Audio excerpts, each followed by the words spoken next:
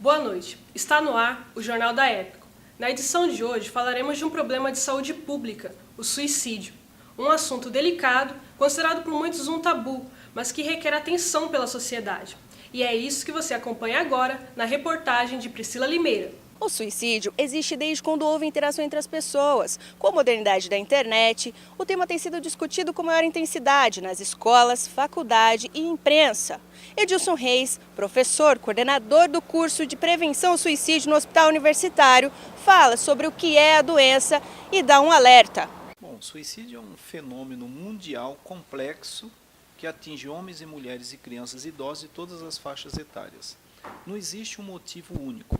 Existem causas que podem levar ao suicídio numa somatória de várias ações que interagem de forma complexa que leva este indivíduo à morte. Segundo o mapa da violência, de 35 a 40 pessoas cometem suicídio no Brasil.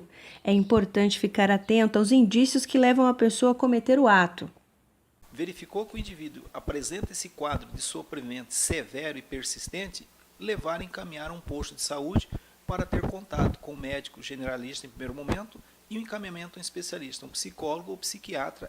Segundo estudos da Organização Mundial de Saúde, uma das maiores causas de morte no mundo é o suicídio entre jovens, de 15 a 25 anos de idade. Esse número vem crescendo em Mato Grosso do Sul com crianças de 7 a 8 anos. Os homens são campeões no fato consumado, tá? E as mulheres são campeãs na tentativas de suicídio. O governo auxilia de alguma maneira? Bom, o governo ele cria os protocolos de ação, mas quando a gente tem que parar de responsabilizar o governo de ações. Nós temos que fazer, porque as pessoas elas se matam dentro de casa e nas cidades, nos municípios.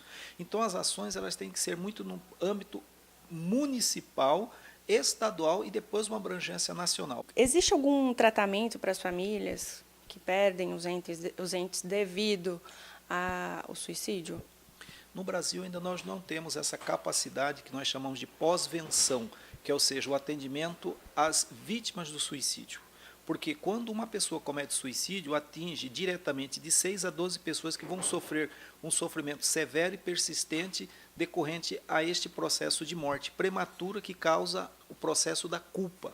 Aqui no Hospital Universitário da Universidade Federal, nós criamos aqui o Laboratório de Estudo e Pesquisa do Luto e a partir de 2019 nós vamos ter aqui um grupo de acolhimento de autoajuda aos enlutados. Cada cultura tem uma visão diferente sobre o suicídio por causa de suas crenças. Na Grécia é considerado uma libertação, no catolicismo, cristianismo, judaísmo e hinduísmo é considerado um pecado. Caso a pessoa apresente um grande indício de cometer suicídio, deve-se procurar atendimento médico, psicológico ou psiquiátrico. Doutor, como é feito o diagnóstico de quem tem intenção suicida? Não existe um diagnóstico em saúde, de doença chamada suicídio. Suicídio é um ato, né? É um comportamento impulsivo ou um desfecho trágico de uma série de doenças. Dentre elas pode ser a depressão, pode ser o transtorno afetivo bipolar, o uso abusivo de substância, o alcoolismo, que também é uma substância, né? E esquizofrenia. Qual que seria a forma de tratamento?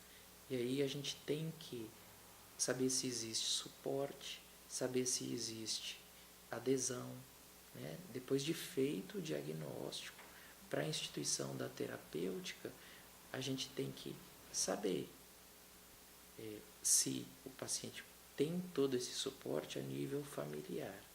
Se não houver suporte a nível familiar, a gente precisa lançar mão da internação.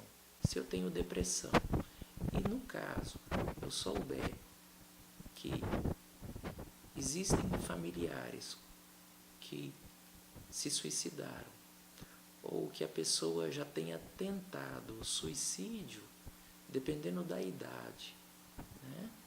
E dependendo do tempo de tratamento que a pessoa já tenha feito, né, a gente vai recomendar que o tratamento também seja alicerçado como sendo de continuidade, ou seja, pelo resto da vida.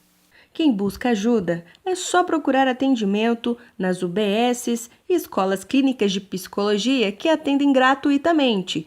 CAPS, ONGs como Santa Rita de Cássia trabalham com a tabela social ou pelo telefone 188 do CVV.